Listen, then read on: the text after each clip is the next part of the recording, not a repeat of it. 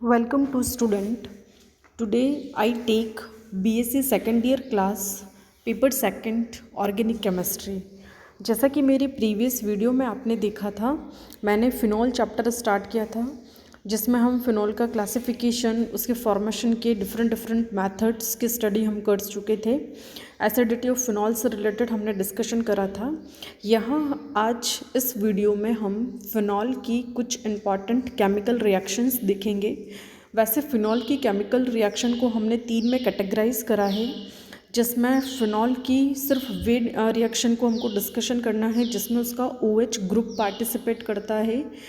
इसके अलावा फ़िनॉल की वे अभिक्रियाएँ, वे रिएक्शंस जिसमें उसकी बेंजीन रिंग इन्वॉल्व हो, और कुछ ऐसे रिएक्शन हैं जिसमें फ़िनॉल में कुछ सब्स्टिट्यूशन रिएक्शन भी हम देखेंगे।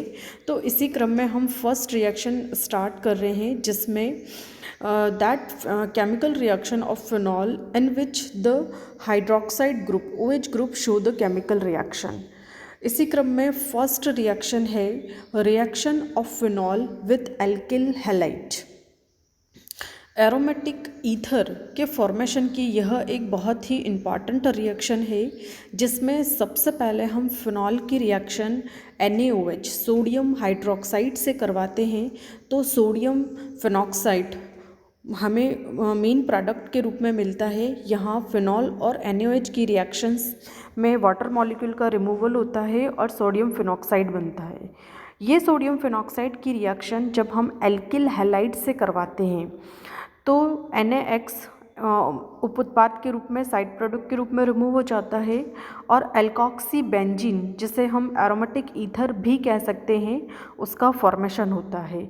तो इस तरीके से जब फिनॉल एल्किल हैलाइड से रिएक्शन करता है तो एरोमेटिक ईथर का फॉर्मेशन होता है। इस रिएक्शन को विलियमसन ईथर सिंथेसिस रिएक्शन भी कहा जाता है।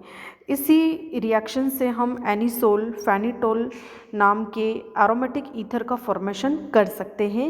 एनिसोल का फॉर्मेशन करने के लिए जब सोडियम फिनॉक्साइड की रिएक्शन मिथाइल आयोडाइड से करवाई जाती है तो यहाँ पर मेन प्रोडक्ट के रूप में हमें मिथॉक्सी बेंजीन, जिसका कि कॉमन नाम है एनिसोल, मिलता है, और सोडियम आयोडाइड साइड प्रोडक्ट के रूप में प्राप्त होता है।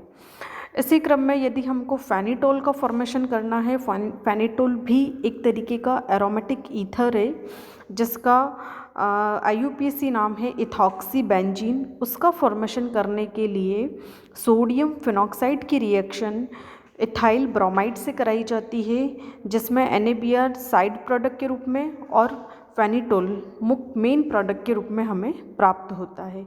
अतः उपरोक्त रिएक्शन में हमने देखा कि फ़िनॉल से एरोमेटिक ईथर का फॉर्मेशन हम कर सकते हैं जब हम फ़िनॉल की रिएक्शन एल्किल हैलाइड से करवाएं, और इसी रिएक्शन को एक नेम रिएक्शन के रूप में भी डिनोट किया जा सकता है जिसे विलियमसन ईथर सिंथेसिस कहते हैं।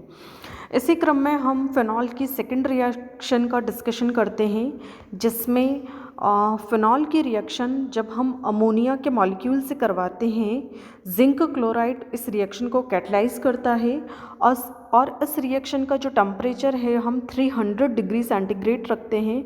तो फिनॉल का जो OH ग्रुप है उसका OH एंड अमोनिया के मॉलिक्यूल का H as a water form में रिमूव हो जाता है और NH2 ग्रुप बेंजीन पर आकर OH को सब्स्टिट्यूट कर देता है। अतः यहाँ पर इन दोनों की रिएक्शन से अमीनो बेंजीन अर्थात एनिलीन का फॉर्मेशन हम कर सकते हैं।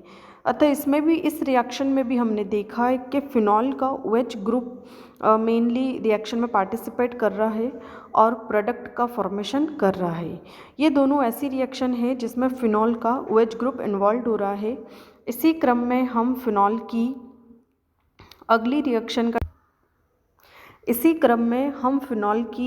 अगली रिएक्शन का डिस्कशन करेंगे जिसे एस्टरिफिकेशन रिएक्शन या असाइलेशन रिएक्शन कहा जाता है।